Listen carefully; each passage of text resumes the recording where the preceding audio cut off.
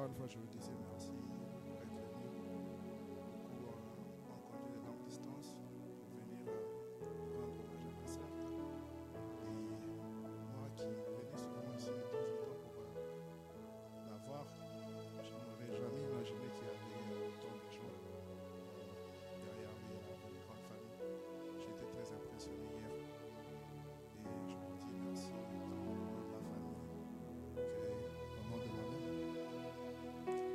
Alors, Evin Mouya Machia, je dirais aujourd'hui, d'Inkolobo, on l'appelait Yahwehvin pendant une longue période, jusqu'à ce qu'il y a eu Obi. On a commencé à appeler maman Obi, elle était très fière de ça.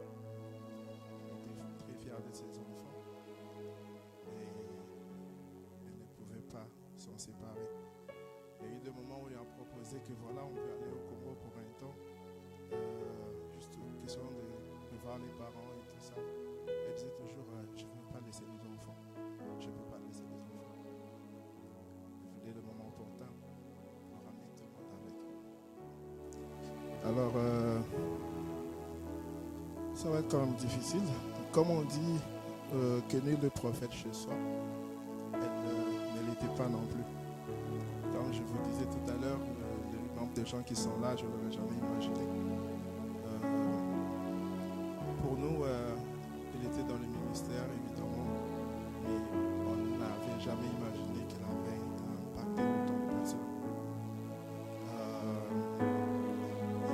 Hier, il y a un de mes amis qui est avec moi ici, qui me parlait d'un autre de nos amis qui sont à Toronto. Pendant qu'il venait de Kinshasa pour l'aider, il a rencontré la femme du petit frère de notre ami qui lui dit que voilà, mais la dame qui est morte, c'est mon encadreur, c'est l'encadreur de ma femme. Et je suis sûr que je dis bon. Elle allait jusqu'à ce point, je ne savais pas les outreach qu'elle avait. Et le témoignage que j'entends ici, c'est qu'elle elle avait un outreach vraiment grand. Et comme je disais, nul n'est prophète chez soi. Moi, personnellement, depuis un moment, j'ai beaucoup de questions à propos de la religion et de l'Église. Et souvent, on avait ce débat. Je pense qu'Yvon était de temps en temps, il a intervenu aussi dans le débat. Il y avait beaucoup de gens qui sont proches d'elle aussi, le savent aussi. Alors, c'était ma personne. C'est moi qui l'embêtais très souvent avec ces questions du genre comment est-ce que des gens peuvent marcher 40 ans pour arriver d'un point à un autre. C'est pas un débat, mais c'est juste pour dire, s'expliquer un peu ce qui se passait entre nous, la relation qu'on avait entre nous. Et souvent, elle me disait toujours, Steve, c'est des choses spirituelles, tu ne vas pas les comprendre avec des réflexions rationnelles et scientifiques.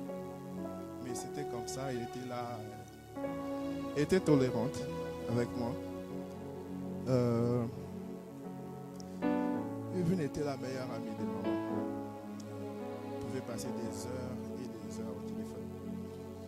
Hier encore, pendant qu'on parlait avec Yvon, il me disait qu'il y a des moments où ils ont passé des nuits au téléphone. Elle, maman, Yvon et papa en train de prier. Alors, toute une nuit. C'était la meilleure amie de maman et j'envoie une grosse pensée à ma mère qui j'aurais espéré qu'elle soit ici avec nous aujourd'hui, mais malheureusement, les conditions ne l'ont pas permis. Et j'espère qu'elle sera avec nous incessamment. At least pour lui rendre un bon hommage et puis faire son deuil correctement, aussi avoir les cloches dont elle a besoin pour avancer. Yahwehvin, elle était forte. C'était une femme très forte. Que ce soit dans la famille, comme j'entends les témoignages ici, dans votre milieu aussi.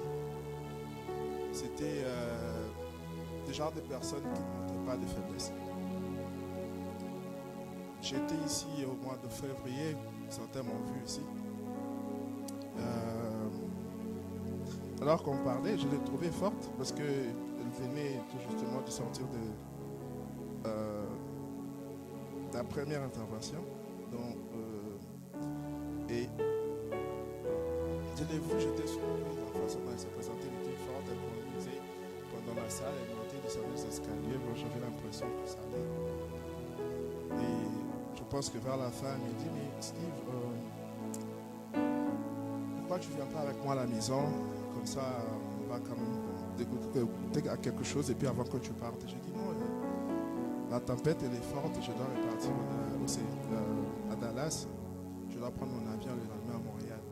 Je lui ai dit je reviens, tu sais que moi je n'ai pas de problème pour les déplacements. Je lui ai dit ça, je lui ai dit venir ici c'est pas un problème, je peux venir à n'importe quel moment. Il m'a dit tu vas venir quand? J'ai dit laisse-moi d'abord retourner au boulot et puis je vais te dire quand est-ce que je peux. Sans pour autant me rendre compte que ça serait la dernière fois. Je pensais que le moyen pour venir n'était pas un problème plutôt. C'était faux. Le problème c'était le temps. Je n'avais pas le temps. Je n'avais pas le temps. Je regarde, looking back, je regarde, je me rends compte que voilà, les moyens et tout ça, c'est rien à la fin. C'est les temps qu'on n'a pas. Vous qui êtes là, si vous avez le temps de cherish vos familles, il faut le faire parce que vous ne savez pas quand est-ce que ce sera le dernier jour. Mon dernier jour avec ma soeur, c'était à l'université Saint-Paul. On s'est séparés comme ça un peu à milieu de la nuit parce que moi je vais prendre la route pour Montréal. Maman Obi, elle était forte. Elle était la plus forte d'entre nous. Au point où moi j'ai des réflexions un peu différentes à des moments. Moi et papa de temps en temps, depuis que je suis tout petit, on n'est pas toujours d'accord sur beaucoup de choses. Et en grandissant, je me rends compte qu'on a toujours ce même problème. On a une très bonne relation avec mon père, mais de temps en temps, on ne voit pas les choses de même œil. Alors, des fois, je dis, bon papa, je te rappelle, alors que je suis dans tous mes états. Je l'appelle et c'est elle qui faisait en fait cette cohésion, c'est elle qui me gardait un peu plus calme, si je peux dire ça comme ça, parce que je l'ai appelé dans tous mes états. Je lui disais, mais écoute, qu'est-ce que papa est en train de faire? Je ne suis pas d'accord avec ça et ça et tout. Et puis elle me dire, mais écoute Steve, tu ne peux pas les changer. C'est les parents, ils sont déjà assez grands. Tout ce que tu peux faire ici, c'est que...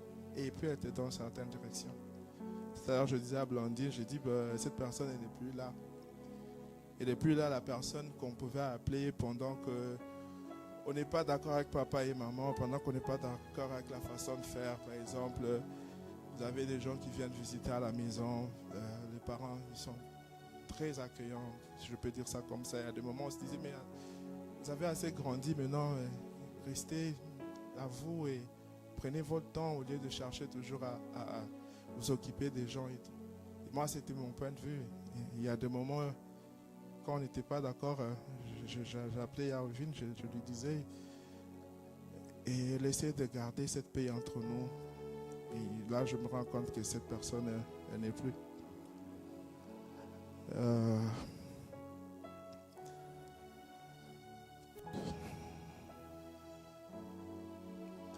Alvin était notre référence, était la référence pour la famille, et ça, je ne m'en suis pas rendu compte jusqu'à ce que j'ai appris qu'elle est partie.